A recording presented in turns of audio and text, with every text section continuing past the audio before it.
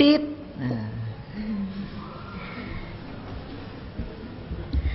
Baik, terima kasih atas kesempatannya. Di sini saya akan membawakan makalah saya yang berjudul Dharma Caruban, Buku Resep Masakan Ala Bali. Kemudian latar belakangnya yakni sekarang generasi muda cenderung memandang naskah itu sesuatu hal yang ketinggalan zaman. Selanjutnya, mengapa bisa demikian? Hal ini dipengaruhi oleh pola perilaku generasi muda zaman sekarang, mulai dari gaya pakaian, kemudian mulai dari gaya pakaian, gaya berperilaku, termasuk di dalamnya gaya memilih menu makanan pun juga dipengaruhi dampak globalisasi ini. Selanjutnya, ini adalah makanan yang tren pada masa kini. Apa itu? Pizza, Bu. Oh, pizza.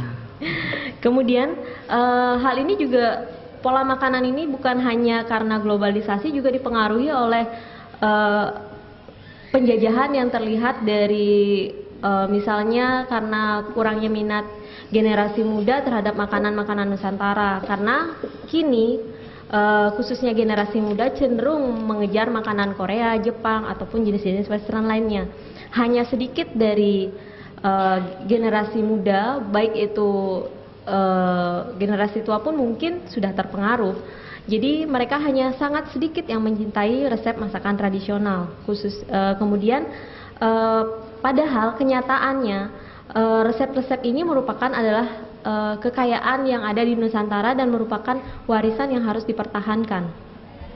Karena dengan hilangnya kebudayaan dalam konteks resep-resep yang dipertahankan ini, maka identitas bangsa pun akan mulai luntur. Nah, salah satu resep yang saya tawarkan di sini adalah dari lontar Dharma Caruban. Naskah ini beraksarakan Bali dengan berbahasa Tengahan. Kemudian Dharma Caruban ini merupakan salah satu identitas yang dituliskan dalam bentuk naskah tradisional Bali. Kemudian ini beberapa foto. Kemudian selanjutnya saya ingin memperkenalkan kembali apa yang tercantum dalam Dharma Caruban itu sendiri. Sesungguhnya Dharma Caruban tersebut merupakan teks prosa, yakni berbentuk tutur. Tutur itu adalah suatu ajaran.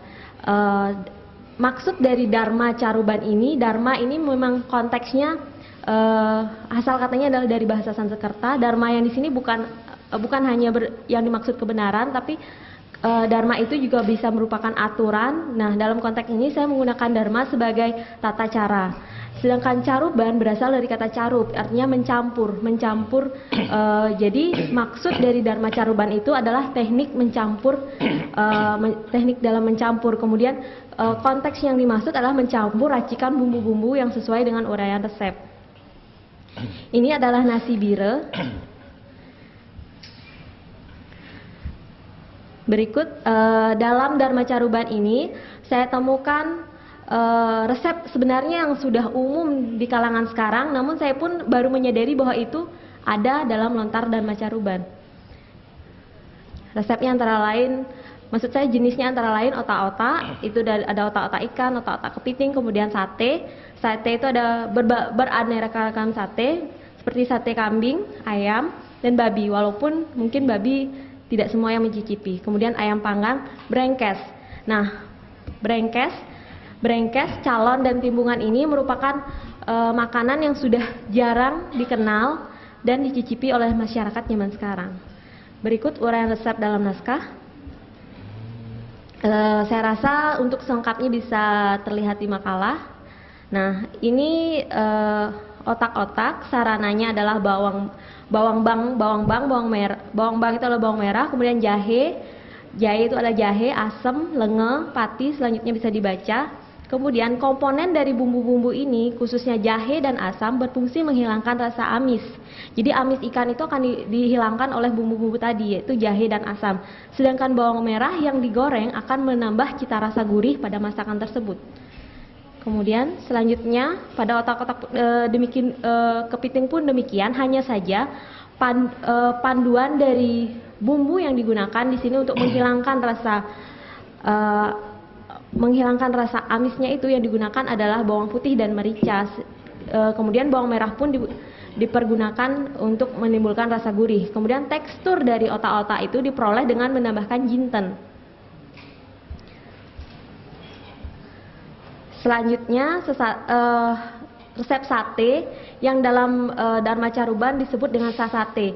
Ada sasate seperti dari nomor 1 sampai dengan 12, itu bisa dilihat di makalah ataupun di slide.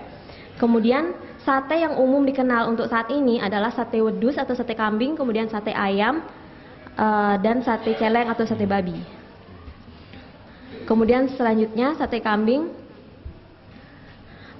bumbu penekanan saya di sini adalah pada bumbu yang digunakan, yakni bumbu dalam sate kambing ini menggunakan bawang putih dan kemiri yang telah dibakar, kemudian diiris tipis, dicampurkan dengan daging untuk menghilangkan bau amis dari dagingnya. Sebagaimana kita ketahui bahwa daging kambing itu sangatlah amis bila salah pengolahan. Kemudian bumbu untuk sate kambing itu diolah dengan cara ditumbuk untuk memberikan tekstur, bagaimana tekstur dalam sate tersebut. Kemudian bawang putih kemiri yang dibakar, jinten, itu ditumbuk menjadi satu, kemudian dicampurkan dengan telur dan untuk perekatnya. Nah, telur selain berfungsi sebagai perekat, dia berfungsi pula untuk menciptakan tekstur empuk dari sate, sehingga kita lebih enak untuk menikmati. Kemudian dari sate ayam pun demikian.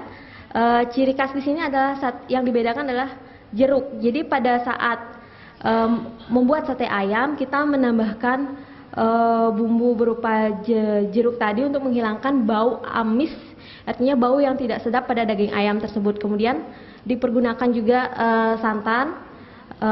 Santan di sini berfungsi untuk membentuk tekstur tekstur empuk dan gurih pada sate.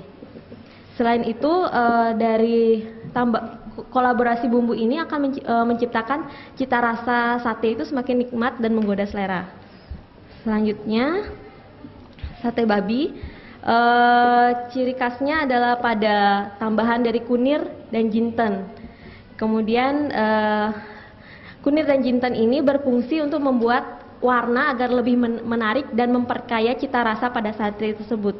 Sedangkan kunir khususnya berfungsi untuk menetralisir lemak sekaligus membangkitkan aroma dan cita rasa pada sate itu sendiri. Kemudian gula pada resep tersebut berfungsi sebagai penyedap. Jadi pada hakikatnya gula tersebut merupakan pengganti dari penyedap yang selama ini dipergunakan, sehingga bila mana kita tidak ingin menggunakan penyedap, lebih baik kita menggunakan gula, tapi dalam kadar yang sedikit.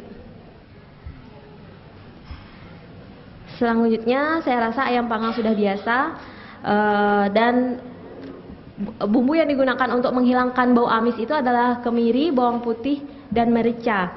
Kemudian kencur sendiri berfungsi untuk menguraikan kandungan lemak pada daging ayam.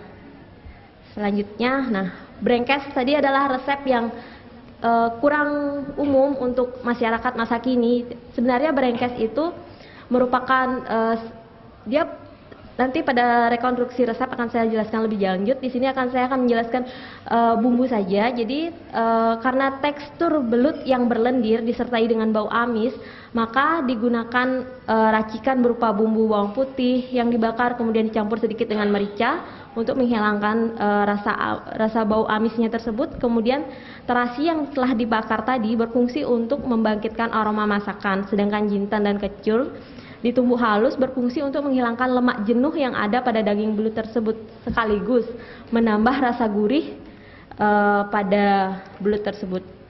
Kemudian ikan gabus, brengkes dari ikan gabus, brengkes dari kepiting, prinsipnya sama, hanya saja bila kepiting dia harus diambil isinya terlebih dahulu, kemudian bumbu yang digunakan yakni mengambil dari ati bawang merah. Jadi bawang merah dikupas terlebih dahulu, diambil hanya hati tengahnya saja. Kemudian bawang putih, jahe juga fungsinya sama untuk menghilangkan bau amis. Kemudian kencur juga berfungsi menghilangkan lemak, dan perpaduan antara bawang putih dan kencur akan mempertahankan bagaimana tekstur dari kepiting tersebut. Selanjutnya resep calon dalam Dharma Caruban itu, calon yang dimaksud itu dia mirip seperti sate cara pengolahan awalnya, hanya saja di akhir dia bila sate menggunakan tusuk, sedangkan calon itu tidak menggunakan tusuk seperti bregedel kentang itu, hanya saja dia kalau sate itu dibakar, sedangkan kalau calon sata itu, maksudnya calon ayam itu dia digoreng. Kemudian timbungan merupakan resep yang kurang umum juga untuk saat ini, walaupun sudah ada beberapa rumah makan yang menyediakannya. Timbungan ini ciri khasnya terlihat dari pengolahannya, yakni semua dari bahan-bahan, baik itu ikan yang akan digunakan ataupun daging, dia akan keseluruhan bumbu dicampur, kemudian dimasukkan ke dalam bambu tersebut akan dibakar untuk menimbulkan mengkolaborasi bumbu dalam timbungan tersebut. Jadi dalam seruas bambu, racikan semua itu dimasukkan, kemudian dibakar. Kemudian bumbu yang digunakan berupa bawang putih, kemiri, dan merica, sama seperti tadi menghilangkan bau amis, sedangkan bawang merah, gula terasi, dan garam berfungsi untuk memberikan rasa gurih. Selanjutnya bisa dilihat pada makalah. Kemudian ini adalah kalau di sini namanya serabi, kalau di tempat saya namanya lakla. Ini seharusnya dia masih ada bongkahan-bongkahan itu seperti ini, harusnya mekar, tapi sayangnya ini fotonya pas tidak mekar. Kemudian di dalam naskah hanya menyajikan secara deskriptif, walaupun langkah-langkahnya telah ada, sehingga orang akan lebih cenderung untuk menghindari karena hanya membaca tanpa melihat bagaimana visualisasi dari resep tersebut. Maka saya menawarkan ini sedikit gambaran mengenai bumbu rempah-rempah dan masakannya. Ini yang paling bawah yang dari bambu ini adalah jenis timbungan, hanya saja di sini timbungan yang saya maksud ini gambarnya kurang sama seperti, karena ini seharusnya bambunya itu dibakar, tapi ini konteksnya hanya sebagai tempat, karena foto itu saya belum temukan. Kemudian rekonstruksi resep yang saya maksud adalah seperti demikian. Jadi saya menawarkan pada hakikatnya saya tetap menggunakan resep yang ada dalam Lontar Dharma Caruban itu, hanya saja saya membuat dia lebih ringkas dan lebih menarik dengan menampilkan gambarnya. Maaf bila mana fotonya tidak seestetik yang biasanya. Kemudian ini sate lilit, rekonstruksi yang saya tawarkan seperti ini. Kemudian ini brengkes yang saya katakan tadi, dia seperti pepes tapi hanya saja ada beberapa tahap pengolahan yang berbeda. Selengkapnya bisa dilihat di makalah. Kemudian resep ayam panggang tadi itu saya rasa sudah umum. Selanjutnya inilah calon sata yang saya maksud. Dia bentuknya seperti bregedel, hanya saja bahan yang digunakan berbeda. Kemudian cara-cara pengolahannya dan fungsi bumbunya pun juga ada perbedaan sedikit seperti yang saya telah kemukakan. Kemudian tahap akhirnya adalah digoreng. Beda halnya dengan sate lilit tadi, tahap akhirnya adalah dibakar. Kemudian simpulannya, ini adalah rekonstruksi dari beberapa foto, yaitu gabungan pada saat acara festival untuk ini pembuatan masakan Bali. Nah, simpulannya adalah resep masakan tradisional perlu dikenalkan kepada masyarakat luas sebagai suatu warisan budaya, sehingga untuk mengatasi daya saing dalam era globalisasi, resep masakan tradisional perlu didesain sesuai dengan perkembangan zaman. Namun, dia tidak meninggalkan ciri khas dari masakan tradisional tersebut. Dengan meningkatnya kecintaan masyarakat Nusantara terhadap masakan yang telah diwarisi sejak turun-temurun, menunjukkan semakin meningkatnya kesadaran masyarakat terhadap identitas bangsanya. Terlebih lagi, masakan tersebut mampu mempengaruhi resep makanan secara global. Penyaringan kebudayaan yang diharapkan bukanlah kehilangan kebudayaan bangsa, namun dari pengaruh-pengaruh Korea kemudian Jepang tadi, tapi bagaimana jadi resep masakan Nusantara tersebut mampu bertahan di era global. Jadi saya tawarkan bagaimana resep-resep masakan tersebut mulai diangkat, hanya saja kemasannya diperindah dan dipermudah, tapi dengan tidak meninggalkan ciri khas dari bagaimana resep tradisional tersebut. Sekian dan terima kasih.